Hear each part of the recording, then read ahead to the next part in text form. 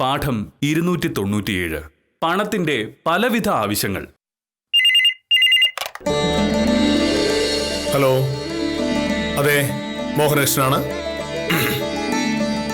നമസ്കാരം സാർ. എന്നോട് പറഞ്ഞിരുന്നു, പക്ഷേ അത് ഇപ്പൊ ബുദ്ധിമുട്ടാണ്. ഞാൻ സുകുമാരോട് പറഞ്ഞിരുന്നു. നോക്കിയിട്ട് കാര്യമില്ല സാർ, നടക്കില്ല. അതുകൊണ്ടാ.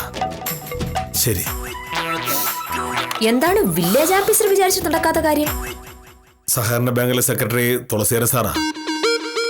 നിക്ഷേപ സമാഹരണ യജ്ഞം നാളെ തീരുക. ഞാനൊരു 1 ലക്ഷം രൂപ ഡെപ്പോസിറ്റ് ഇടുമെന്ന് ചോദിച്ചു. നമുക്കവിടെ ഡിപ്പോസിറ്റ് ഉണ്ടല്ലോ. ഡെപ്പോസിറ്റ് ഉണ്ട്, അതാകെ 2 ലക്ഷം രൂപയല്ലേ ഉള്ളൂ. ഒരു 1 ലക്ഷം രൂപയുടെ ഡെപ്പോസിറ്റ് ഇടാമെന്ന് ചോദിക്കായിരുന്നു. വീട് വാങ്ങിട്ട് 3 മാസമല്ലേ കഴിഞ്ഞുള്ളൂ. ഇതിനിടെ ഇപ്പൊ എവിടെ നിന്നാ പണം ഉണ്ടാവുന്നത്? അതിത്ര തല നോക്കിയുടെ കാര്യം എന്താണ്? എന്നാലും തുളസിയാര സാറ് പറയുമ്പോൾ ചെയ്യാതിരിക്കുന്നത് എങ്ങനെയെന്നാ. അച്ഛനായിട്ട് വലിയ അടുപ്പമായിരുന്നു. എങ്കിൽ പണം ഉണ്ടാക്കി ഡിപ്പോസിറ്റ് ചെയ്യ. ഇവിടുന്ന് പണം ഇല്ലല്ലോ. നിന്റെ കയ്യിൽ വല്ലതും ഉണ്ടോ? ഉണ്ട്. എത്രയുണ്ട്? ഒരു 10-12 കോടി രൂപ ഉണ്ടാവും. പക്ഷെ മഷി ഉണങ്ങിയിട്ടില്ല, വെളുത്ത് വെച്ചിരിക്കുക. മോഹനേട്ടാ, എനിക്ക് കിട്ടുന്ന ഫീസിൽ നിന്ന് വീട്ടു ചെലവിനുള്ളത് കഴിച്ച് ഞാൻ കൃത്യമായിട്ടത് മോഹനേട്ടനെ ഏൽപ്പിക്കാറുണ്ടല്ലോ. പിന്നെ എവിടുന്നാണ് എന്റെ ഈ പണം? സത്യം പറഞ്ഞ കഴിഞ്ഞ മാസം എനിക്ക് കൊയ്ത്തായിരുന്നു. 40,000 രൂപ കിട്ടിയതാണ്. അത് മുഴുവൻ ഞാൻ മോഹനേട്ട് ഏൽപ്പിക്കുകയും ചെയ്തു. ഇനിയിപ്പോ 1 ലക്ഷം രൂപ ഉണ്ടാക്കണ എത്ര നാളെടുക്കും? 1 ലക്ഷം രൂപ മുഴുവൻ വേണ്ട. ഇവിടുത്തെ ബാങ്കില് ഒരു 10-30,000 രൂപ കാണും. പിന്നെ സഹകരണ ബാങ്കിൽ തന്നെ കിടക്കുന്ന 30,000 രൂപ ഉണ്ട്. അങ്ങനെ 60. ബാക്കി 40,000 രൂപ വേണം. എനിക്കാണെങ്കിൽ ശമ്പളം കിട്ടാൻ 2 ആഴ്ച എടുക്കും. നിക്ഷേപ സമാഹരണം നാളെ തീരുകയും ചെയ്യും. അല്ലെങ്കിൽ തന്നെ ശമ്പളം കിട്ടിട്ട് എന്ത് ചെയ്യാനാണ്? പരമാവധി കിട്ടുന്നത് 22,000 രൂപ. വീട്ടിൽ മാസം മീൻ വാങ്ങാനുള്ള കാശ്. അതുകൊണ്ട് എന്ത് ചെയ്യാനാണ്?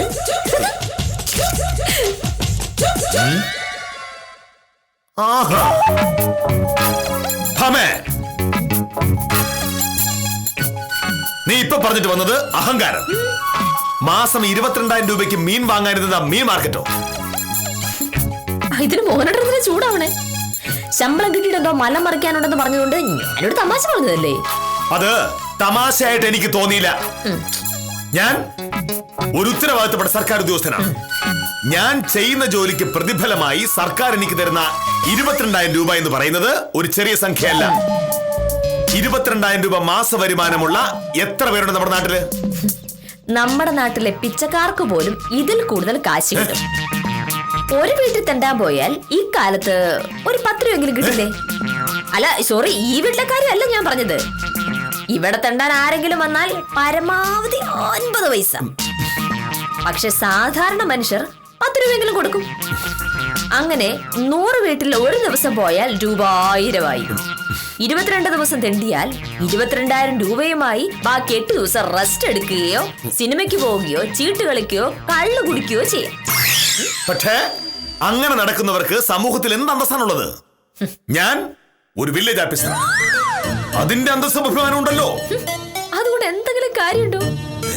മോഹനേട്ടൻ രാവിലെ 9:30 ഇവിടെ നിന്ന് ഇറങ്ങുന്നു. 9:38. 9:38 ഇവിടുന്ന് ഇറങ്ങുന്നു. ആഫീസ് വരെ നടക്കുന്നു. അവിടെ ചെന്നാൽ അങ്ങേയറ്റ ഉത്തരവാദിത്വമുള്ള ജോലി. ഒരു കടലാസിൽ എഴുതുന്ന ഒരു വരിയിലോ വാക്കിലോ എന്തെങ്കിലും മാറിൽ പ്രശ്നമാവേ? ഇതിനിടയിൽ താലൂക്ക് ഓഫീസിൽ പോകേണ്ടി വരും. നാട്ടുകാരുടെ മുഴുവൻ സ്ഥലം നോക്കാനും സ്കെച്ച് വരയ്ക്കാനും നടക്കണം. ആഫീസിലുള്ള ബാക്കി ജീവനക്കാരൊക്കെ ജോലി ചെയ്യുന്നുണ്ടോ എന്ന് നോക്കണം. അങ്ങനെ വൈകിട്ട് 5 മണി വരെ കഷ്ടപ്പാടോട് കഷ്ടപ്പാട്. ഇത് ആഴ്ചയിൽ 6 ദിവസം വെച്ച് മാസത്തിൽ ശരാശരി 25 ദിവസമാണ്. ഇത്രയും പാടുപെട്ടിട്ട് കിട്ടുന്നതോ 22,000 രൂപ. അതിൽ എനിക്ക് സന്തോഷമേ ഉള്ളൂ. നിന്നെ പോലുള്ള വക്കീലന്മാരെ പോലെ ഒരു ജോലിയും ചെയ്യാതെ കൈ നിറയെ കാശ് വാങ്ങി വെക്കുന്നത് എനിക്കിഷ്ടമല്ല. ഞങ്ങൾ വക്കീലന്മാരെ കഷ്ടപ്പെടുന്നില്ലെന്ന് ആരും മോഹനേട്ടനോട് പറഞ്ഞു. ഒരു കേസ് കിട്ടിയാൽ അത് ജയിക്കുന്നവരെ ഞങ്ങൾ പെടുന്ന പാടെ ചില്ലറയൊന്നും അല്ല. എന്തായാലും ഒരു വില്ലേജ് ഓഫീസറെക്കാട്ടുള്ള ഉത്തരവാദിത്വവും അധ്വാനവും ആവശ്യമുള്ള ഒരു ജോലിയാണത്. പക്ഷെ ഒരു വ്യത്യാസമുണ്ട്. ഞങ്ങൾ കൊള്ളാവുന്ന ഒരു കേസ് വാദിച്ച് ജയിച്ചാൽ ഞങ്ങൾ പറയുന്നതാണ് ഫീസ്. അത് നക്കപ്പിച്ച ശമ്പളം പോലെ അല്ല. മോഹനേട്ടൻ ജോലി ചെയ്യുന്നിടത്തോളം ഞാൻ ജോലി ചെയ്താൽ എനിക്ക് ഒരു മാസം മിനിമം 50,000 രൂപയെങ്കിലും ഫീസ് കിട്ടും. അതാണ് വ്യത്യാസം. അത് മാത്രമല്ല വ്യത്യാസം, നിന്നെ പോലുള്ള വക്കീലന്മാർക്ക് ഒരു മാസം കേസില്ലാതെയും വരാം. അപ്പൊ ഭക്ഷണം കഴിക്കാനായി ആകാശത്തേക്ക് ഇങ്ങനെ നോക്കിയിരിക്കേണ്ടി വരും. എനിക്ക് എല്ലാ മാസവും ശമ്പളം കിട്ടും, ജോലി ഉണ്ടെങ്കിലും ഇല്ലെങ്കിലും. ജോലി ചെയ്യാൻ മനസ്സുള്ളവർക്ക് ജോലിക്കാണോ മോഹനേട്ട പഞ്ഞം? പക്ഷേ വക്കീലന്മാർക്ക് പെൻഷൻ ഉണ്ടോ? ഞാൻ സർവീസിൽ നിന്ന് റിട്ടയർ ചെയ്താലും എന്റെ ചെലവിന് ആവശ്യമുള്ളതിൽ കൂടുതൽ കാശ് ഞാൻ മരിക്കുന്നത് വരെ സർക്കാർ എനിക്ക് തരും. ഞാനാണ് ആദ്യം മരിക്കുന്നതെങ്കിൽ ഞാൻ മരിച്ചു കഴിഞ്ഞാലും നിനക്ക് പിന്നെയും പെൻഷൻ കിട്ടും. അതാണ് വ്യത്യാസം.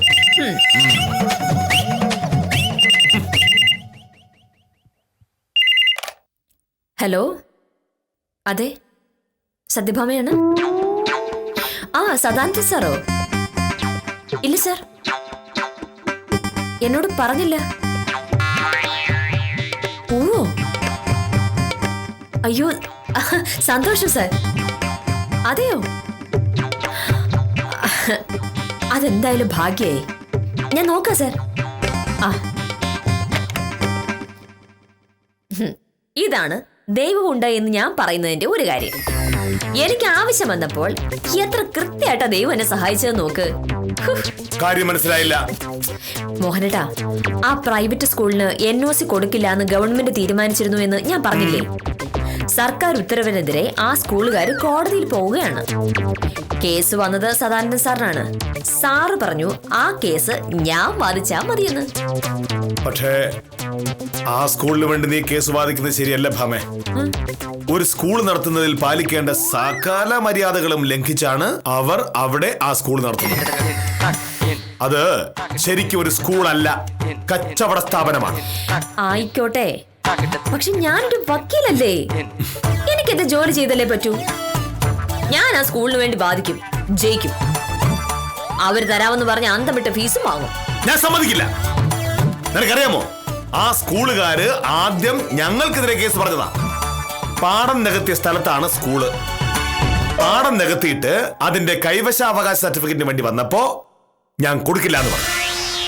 അന്ന് BT രജിസ്റ്ററിൽ പാടം എന്നത് മാറ്റി കിട്ടാൻ അവർ അപേക്ഷ തന്നു. കളക്ടർ തള്ളി. അതിനെതിരെ അവർ കോടതിയിൽ പോയിട്ടാണ് വിധി വാങ്ങിയത്. അത്തരം നിയമലംഘനങ്ങൾ നടത്തുന്ന ഒരു സ്കൂളിന് വേണ്ടി വില്ലേജ് ഓഫീസർ മോഹനേഷിന്റെ ഭാര്യ കേസ് വാദിക്കുന്നത് ശരിയാണോ? ഞാൻ സമ്മതിക്കില്ല. ഇത് എന്റെ പ്രൊഫഷണൽ കാര്യമാണ്. ഇതിൽ മോഹനേട്ടൻ ഇടപെടേണ്ട യാതൊരു കാര്യമില്ല. ഞാൻ ഇടപെടും. സാറേ, മോഹനൻ സാറേ. ഉത്തമന. നമസ്കാരമുണ്ട് സാറേ. നമസ്കാരം. ഞാൻ വന്നതേ ആ പത്മനാഭ സാറിന്റെ കാര്യം ഒന്ന് പറയാനാണ്. എന്ത് കാര്യം? അല്ല, ആ തോട്ടം വാങ്ങിയതിനു ശേഷം ഇതുവരെ പോക്കോരൊന്നും ചെയ്യാൻ പറ്റിയില്ലല്ലോ സാറേ. പത്മനാഭ സാർ വലിയ കഷ്ടത്തിലാണ്. സാർ ഒന്ന് സഹായിക്കണം. അങ്ങനെ വലിയ കഷ്ടത്തിലാണെന്ന് പത്മനാഭൻ സാർ പറഞ്ഞു? ഇന്നലെ രാവിലെ ഞാൻ ആ പോസ്റ്റ് ഓഫീസിന്റെ ഫ്രണ്ടിൽ വെച്ചാണ് പത്മനാഭ സാറിനെ കണ്ടതേ. സാറേ, അയാൾ പറയാത്ത പരാതിയില്ല. പാവമാണ്. ഗൾഫിൽ പോയി 10-15 കൊല്ലം കഷ്ടപ്പെട്ട് ചോര നീരാക്കി ഉണ്ടാക്കിയ കാശ് കൊടുത്ത് വാങ്ങിയ റബ്ബർ തോട്ടമാണ് സാറേ. ഇനിയുള്ള കാലം സ്വന്തം നാട്ടിൽ നിൽക്കാന്നുള്ള മോഹം കൊണ്ടാണ് ഗൾഫിലെ പണി ഉപേക്ഷിച്ചു പോകുന്നത്. ഇവിടെ വന്നപ്പോ ആ തോട്ടം വിൽക്കാനുണ്ടെന്ന് കേട്ടു. സാറ് പോയത് വാങ്ങുകയും ചെയ്തു. ഈ വാങ്ങുമ്പോ സാധാരണ നമ്മുടെ നാട്ടുകാർ കാണിക്കുന്നത് പോലെ വില കുറച്ച് കാണിച്ചുള്ള പറ്റിപ്പിനൊന്നും സാർ നിന്നില്ല. നാട്ടിലെ ഏറ്റവും വലിയ വിലയ്ക്കാണ് ആധാരവും സാർ രജിസ്റ്റർ ചെയ്തത്. എന്നിട്ടും ആ ഭൂമി ഇതുവരെ പോക്കവരോ ചെയ്തില്ല എന്ന് പറഞ്ഞ ഞാനല്ലല്ലോ ഉത്തമ തടസ്സം നിന്നത്. പത്മനാഭൻ സാറിന് റബ്ബർ തോട്ടം വിറ്റ ഏലിയാസിന്റെ ഇളയ മകനാണ് RDOക്ക് പരാതി കൊടുത്തത്. ഏലിയാസിന്റെ തലയ്ക്ക് സുഖമില്ല എന്നും ആധാരം തീറാക്കാൻ സമ്മതിക്കില്ല എന്നും അയാൾ പരാതിപ്പെട്ടു. RDO എന്നോട് അന്വേഷിക്കാൻ പറഞ്ഞു. അങ്ങനെ ഒരു കാലതാമസം ഉണ്ടായതിൽ ഞാൻ എന്ത് പഴച്ചു? ഈ ഏലിയാസും മകനും തമ്മിലുള്ള പ്രശ്നത്തിന്റെ ഇടയിൽ പത്മനാഭ സാർ പെട്ടുപോയതാണ് സാറേ. ഈ പത്മനാഭ സാർ എന്ത് തെറ്റാണ് ചെയ്തത്? ഇത് ഇവിടെ വന്ന് ചോദിച്ചിട്ട് എന്താണ് കാര്യം? പത്മനാഭൻ സാറിന്റെ ഭാഗത്ത് നോക്കുമ്പോ ന്യായമുണ്ട്. പക്ഷെ ഒരു വില്ലേജ് ഓഫീസറായ എന്റെ ഭാഗത്ത് നോക്കുമ്പോ ന്യായം വിട്ടൊന്നും ചെയ്യാനും പറ്റില്ല. നിയമം നടപ്പാക്കാനാണ് സർക്കാർ എനിക്ക് മാസാമാസം ശമ്പളം എണ്ണി തരുന്നത്. മാസം 22,000 രൂപ. ആ കണക്ക് ഇവിടെ പറയേണ്ട കാര്യം എന്താണ്? ആ ഉത്തമ, ആ പാടനകത്ത് ഉണ്ടാക്കിയ പ്രൈവറ്റ് സ്കൂളിനെ പറ്റി എന്താണ് ഉത്തമന്റെ അഭിപ്രായം? അഭിപ്രായം പറയാതിരിക്കാണ് സാറേ നല്ലത്. അതൊരു സ്കൂളൊന്നും അല്ലെന്ന്, തനി കച്ചവട സ്ഥാപനമാണ് കേട്ടോ സാറേ. ലോക നിലവാരത്തിലുള്ള വിദ്യാഭ്യാസം എന്നും പറഞ്ഞു കുട്ടികളുടെ അച്ഛനമ്മമാരിൽ നിന്ന് വലിയ പൈസയാണ് അവന്മാര് വാങ്ങിയിരിക്കുന്നത്. സ്കൂളിന് അംഗീകാരം ഉണ്ടെന്നും പറഞ്ഞുകൊണ്ട് 2 കൊല്ലമാണ് പിള്ളേരെ പഠിപ്പിച്ചത്. ഇപ്പോഴാണ് അറിയുന്നത് സർക്കാർ NOC കൊടുത്തിട്ടില്ലെന്ന്. അടച്ച ഫീസും പോയി, കുട്ടികളെ 2 വർഷവും പോയി. അങ്ങനെയാണല്ലോ ആ സ്കൂളുകാർക്ക് വേണ്ടി സർക്കാരിനെതിരെ കേസ് വാദിക്കാൻ പോവുകയാണ് ഇവിടെ ഒരു വക്കീല്. ഇവരൊക്കെ എന്ത് ചെയ്യണം? ഉത്തമ, ഞാനൊരു വക്കീലാണ്, ഉപദേശിയല്ല. സമൂഹത്തിലുള്ള ആളുകളെ ഉപദേശിച്ച് നന്നാക്കേണ്ടത് എന്റെ ജോലിയും അല്ല. എന്റെ കക്ഷികളുടെ താല്പര്യം രക്ഷിക്കുക എന്നത് മാത്രമാണ് എന്റെ ജോലി. അങ്ങനെയാണെങ്കിൽ നാളെ ഈ ഉത്തമൻ എനിക്കെതിരെ ഒരു കേസ് കൊടുത്താൽ നീ അതും പോയി വാദിക്കുമല്ലോ. നല്ല ഫീസ് കിട്ടിയ ഉറപ്പായിട്ട് ഞാൻ വാദിക്കും. ആ വേല കയ്യിലിരുന്നാ മതി. ഒന്നാമത് എനിക്ക് സാറിനെതിരെ കേസില്ല. ഇനി അങ്ങനെ ഉണ്ടായാൽ തന്നെ അത് ഞാൻ വേറെ വക്കീലിനെ ഏൽപ്പിക്കും. പുറമേ നിങ്ങൾ കീരിയും ബാബു ആണെങ്കിലും കാര്യത്തോടെടുക്കുമ്പോ നിങ്ങൾ ഒന്നാണെന്ന് എനിക്ക് നന്നായിട്ട് അറിയാലോ. ഒരു പ്രതിയും വാദിയുടെ വക്കീലും ഒറ്റക്കെട്ട്. സാക്ഷി കൂറുമാറി എന്ന് പറയുന്നത് പോലെ വക്കീല് കൂറുമാറി മറ്റേ പക്ഷത്ത് ചേരുന്ന ഇന്ത്യയിലെ ആദ്യത്തെ കേസായിരിക്കും ഈ പറഞ്ഞ കേസ്. അപ്പൊ സാറേ ഞാൻ ഇറങ്ങിയാണേ. ആ പത്മനാഭ സാറിനോട് എന്തോ പറയണം. ഇന്നലെ രാവിലെ പോസ്റ്റ് ഓഫീസിനടുത്ത് വെച്ചാണല്ലോ ഉത്തമൻ പത്മനാഭ സാറിനെ കണ്ടത്. ഇന്ന് സംസാരിച്ചില്ലല്ലോ. ഇല്ല. സംസാരിച്ചിട്ട് എന്നെ വിളിക്കാം. മാറി നിൽക്കൂ. ആ വക്കീല്, എന്നാലോ പ്രൈവറ്റ് സ്കൂളുകാർ ശരിയല്ലേ? അറിയാ ഉത്തമ, പക്ഷെ എന്റെ ജോലി വക്കീലിൻ്റെതായി പോയില്ലേ.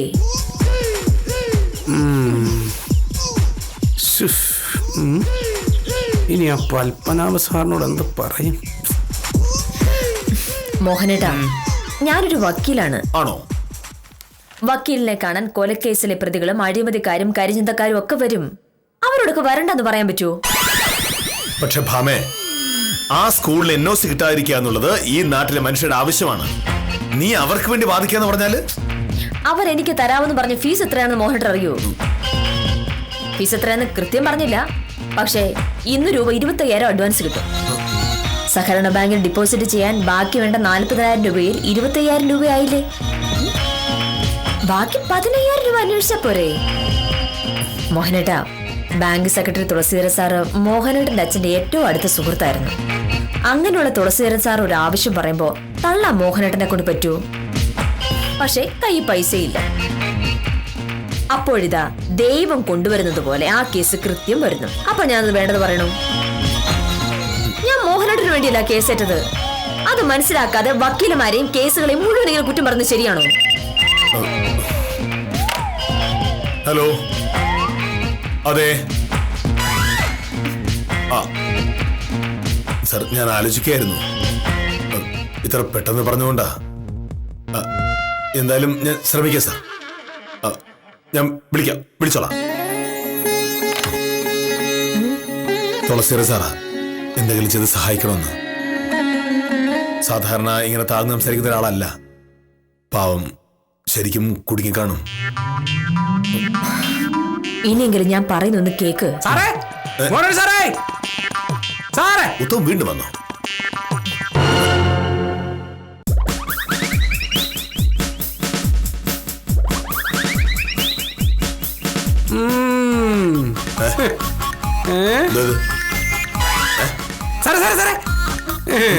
സാർ ആള് കൊള്ളാല്ലേ? കുറച്ചും എന്നെ പറ്റിക്കായിരുന്നല്ലേ? ഞാൻ ആരെയും പറ്റിക്കാറില്ല. എന്താ ഉത്തമ? എന്റെ വക്കീലേ, ഞാനൊരു പത്മനാഭ സാറിന്റെ കാര്യം പറഞ്ഞായിരുന്നില്ലേ? ആകെയുള്ള സമ്പാദ്യം എല്ലാം കൊണ്ട് ഒരു റബ്ബർ തോട്ടം വാങ്ങിയ കാര്യം. വിറ്റയാളും മകനും തമ്മിലുള്ള വഴക്കിൽ പെട്ടുപോയതാണ് ഈ പത്മനാഭ സാറ്. RDOക്ക് പരാതി കൊടുത്തപ്പോ RDO ഈ സാറിനോട് കാര്യങ്ങൾ അന്വേഷിക്കാൻ വേണ്ടി പറഞ്ഞു. അത് നേരത്തെ പറഞ്ഞതാണല്ലോ. ആദ്യല്ല, മോനേഡ് സാർ ഇന്നലെ RDO നേരിട്ട് കണ്ട് പത്മനാഭ സാറിന്റെ ഭാഗത്താണ് ന്യായമെന്നും ഏലിയാസിന്റെ തലയ്ക്ക് ഒരു കുഴപ്പമില്ലെന്നും അയാളുടെ മകനൊരു പ്രശ്നക്കാരനാണെന്നും വിസ്തരിച്ച് RDOയോട് സാർ പറഞ്ഞു. ഭൂമി പോക്കുവരവ് ചെയ്തോളൂ എന്ന് RDO പറഞ്ഞിരിക്കുകയാണ്. ഇന്ന് രാവിലെ പത്മനാഭ സാറ് RDO കാണാൻ ചെന്നപ്പോഴല്ലേ വിവരം അറിയുന്നത്. മോഹനകൃഷ്ണൻ പറഞ്ഞു കഴിഞ്ഞാ പിന്നെ അതിൽ തെറ്റൊന്നും വരാൻ സാധ്യതയില്ല എന്ന് RDO പറഞ്ഞത്രേ. ഇപ്പൊ പത്മനാഭ സാറിനെ വിളിച്ചേ ഉള്ളൂ. സാറേ, സാറിനോട് ഒരുപാട് നന്ദി ഉണ്ടെന്ന് പത്മനാഭ സാറ് പറഞ്ഞു. പിന്നെ പത്മനാഭ സാർ വേറൊരു കാര്യം കൂടെ പറഞ്ഞേ. അത് കേട്ട സാർ എന്നെ ചാടിക്കടിക്കാനൊന്നും വരരുത്. ഒരു മോശപ്പെട്ട രീതിയിലൊന്നും അല്ല പത്മനാഭ സാർ ഇത് പറഞ്ഞതേ. എന്താണെന്ന് പറയൂ ഉത്തമ. ഈ പ്രശ്നത്തിൽ നിന്ന് തലയൂരാൻ പത്മനാഭ സാർ ഈ ദാമോദരൻ വക്കീലിനെ പോയി കണ്ടിരുന്നേ. വക്കീല് പത്മനാഭ സാറിനോട് 50,000 രൂപ ഫീസ് ചോദിച്ചെന്ന്. കൊടുക്കാൻ സാർ സമ്മതിക്കുകയും ചെയ്ത്. ഗതി കേട്ടാ പിന്നെ എന്ത് ചെയ്യും സാറേ? ഇപ്പൊ മോഹനേന്ദ്ര സാറായിട്ട് ഒരു പ്രശ്നമില്ലാതെ ഈ പ്രശ്നം തീർത്ത സ്ഥിതിക്ക് ആ 50,000 രൂപ പത്മനാഭ സാറിന് ലാഭമായല്ലോ. അത് ഈ കൈക്കൂലിയായിട്ടല്ല, ഒരു നന്ദിയുടെ ഭാഗമായിട്ട് ആ പൈസ മോഹനകൃഷ്ണ സാറിന് തന്നാ കൊള്ളാമെന്ന് പത്മനാഭ സാറ് പറഞ്ഞു.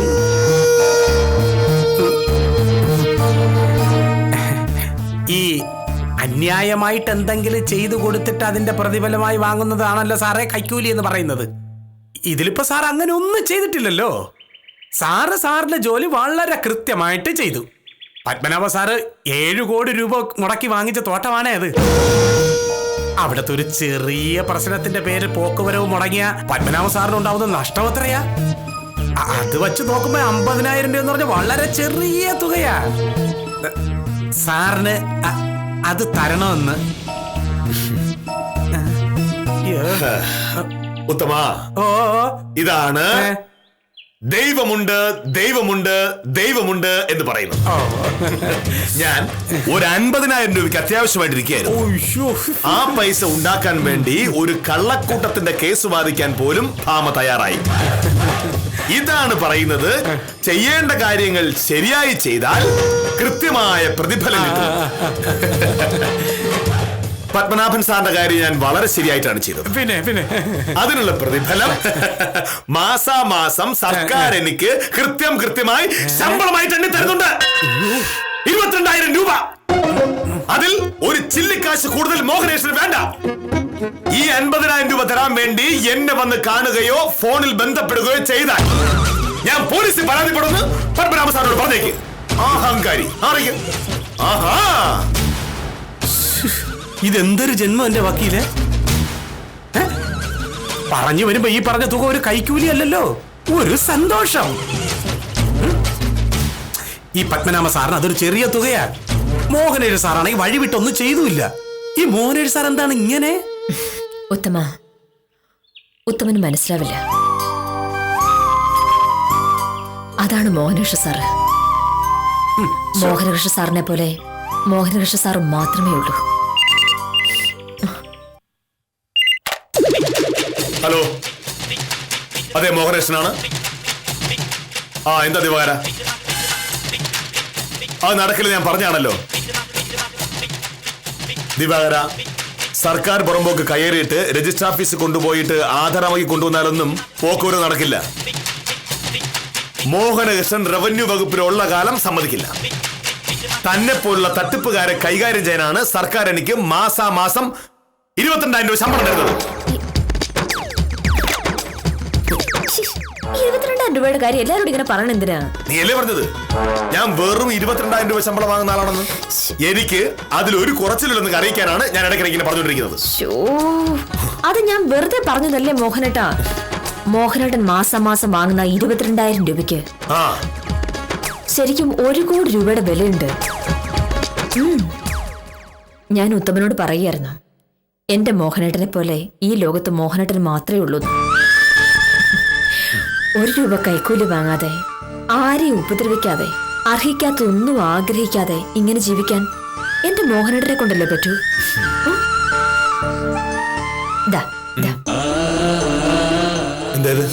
എന്റെ വളയാ, ഒരു 3 പവൻ കാണും. ഇത് പണയം വെച്ചാ നമുക്ക് ആവശ്യമുള്ള പണം കിട്ടും. എന്തായാലും ഞാനിത് ഇടുന്നില്ല, വെറുതെ അലമാരിലിരിക്ക. അലമാരിലിരിക്കാനാണ് ഇതിന്റെ വിധിയെങ്കിൽ അത് ബാങ്കിന് അലമാരിരുന്നോട്ടെ. നമ്മുടെ ആവശ്യം നടക്കുമല്ലോ. ആ അടുത്ത മാസത്തെ ശമ്പളം കിട്ടുമ്പോൾ തിരിച്ചെടുക്കാം. പക്ഷെ ഒരു മാസം ശമ്പളം കൊണ്ട് തികയില്ലല്ലോ. എനിക്ക് 22,000 രൂപയല്ലേ ശമ്പളം ഉള്ളൂ. ഇനി 22,000 ഒരു വാക്ക് വീട്ടിൽ കേൾക്കരുത്. ഒരു തമാശ പറഞ്ഞു പോയത് കരുതി ഇങ്ങനെയുണ്ട് ഒരു കളിയാക്കല്. ഞാൻ കളിയാക്കിയതല്ലേ ഭാമേ, ശരിക്കും എനിക്ക് 22,000 രൂപയാണ് ശമ്പളം, അതെനിക്കറിയാം.